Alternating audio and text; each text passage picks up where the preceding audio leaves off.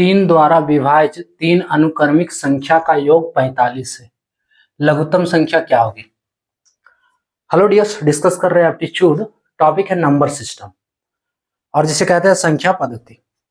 प्रश्न SSC CPO 2016 का है। एसएससी सीपीओ 2016 से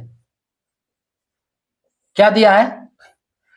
तीन द्वारा विभाज्य तीन अनुक्रमिक संख्या, अनुक्रमिक यानी कि लगातार, और विभाज्य जो जिससे कट रहा है, भाग जा रहा है। ठीक है, तो तीन के द्वारा जो भाग जा रहा है वो तीन लगातार संख्या का योग कितना है? 45 है। हमको निकालना है कि छोटी संख्या क्या है, लघुत्तम संख्या यानी कि छोटी संख्या कौन सी है।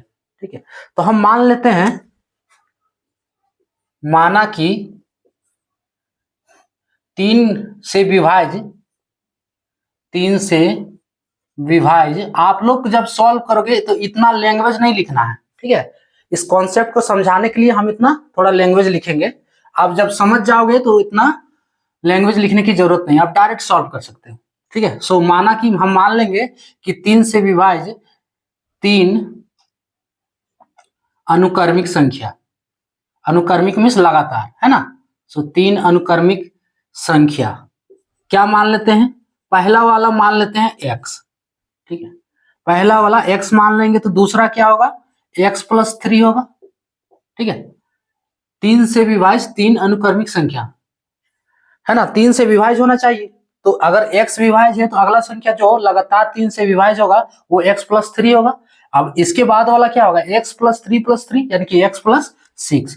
सो तीसरा संख्या क्या होगा? x+6। ठीक है, अब जो इनका योग दिया है वो 45 है। प्रश्नानुसार क्या दिया है? इन सब का योग बराबर 45। सो इसको जोड़ दो, योग में जोड़ देना है, तो x+3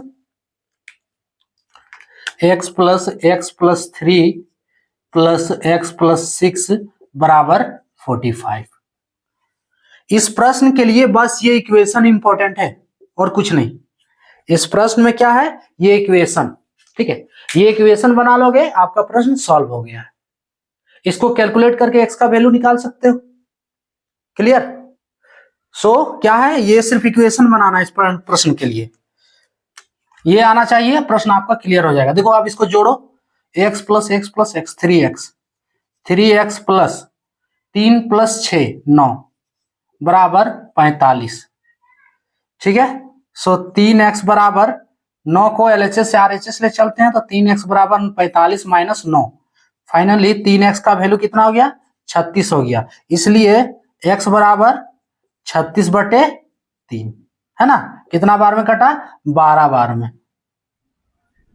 तो x का वैल्यू कितना हो गया? 12। क्या अब पूछा क्या है कि सबसे छोटी संख्या क्या है? तो सबसे छोटी संख्या निकाल दो। सबसे छोटी संख्या 12 ही होगा, है ना। हम तीनों संख्या निकालते हैं। मान लो पहली संख्या, आप लोग समझ गए होंगे, जिसको आ गया वो स्किप कर दो वीडियो, कोई दिक्कत नहीं है। और नहीं आ रहा है तो क्लियर देख लो। पहली संख्या क्या माने हैं? x माने। देखो तीन को संख्या है ना, 1 2 3 माने हैं। पहली संख्या x हो गया, वही वाला दूसरी संख्या बराबर क्या है? दूसरा वाला x+3, और तीसरा संख्या क्या है? यहां बराबर नहीं देना, हाँ दूसरी संख्या के जहाँ, दूसरी संख्या के जहाँ x+3, और तीसरा वाला जो है लगातार संख्या बराबर x+6 है। वैल्यू बैठाओ ना, x बराबर कितना हो गया? 12। जो वैल्यू आया हुआ है x+3 यानी कि 12 + 3 बराबर 15, और 12 + 6 बराबर 18। अब यहां से स्पष्ट कर सकते हो कि सबसे लघुत्तम संख्या क्या है, सबसे छोटी संख्या क्या है। ठीक है, तो कौन वाला दिख रहा है? 12 दिख रहा है ना। ऐसे भी यहां से भी क्लियर हो रहा है कि तीन को अगर ये संख्या माने हैं लगातार, तो इसमें से सबसे छोटा कौन वाला होगा? अरे यही होगा ना, x ही होगा, क्योंकि इसमें 3 जोड़ा हुआ है, इसमें 6 जोड़ा हुआ है। तो x का वैल्यू निकालोगे तो क्लियर हो गया कि लघुत्तम संख्या क्या है। तो ऑप्शन ए वाला करेक्ट होगा, 12। क्लियर? क्या है इसमें कि तीन को लगातार अनुक्रमिक संख्या को विभाज्य करने से उसका योग क्या है? विभाज्य करने वाला अनुक्रमिक संख्या, उसका योग दिया 45। ध्यान से देख लो, है ना। तो तीन को संख्या लेना है जो तीन से विभाज्य हो और वो लगातार हो। दो कंडीशन है, तीन से विभाज्य हो और वो लगातार हो। तो तीन से विभाज्य पहला संख्या में x मान लिए, अब दूसरा भी 3 से विभाज्य यानी कि +3 जोड़ दो और लगातार, तो x+3, अगला वाला x+6।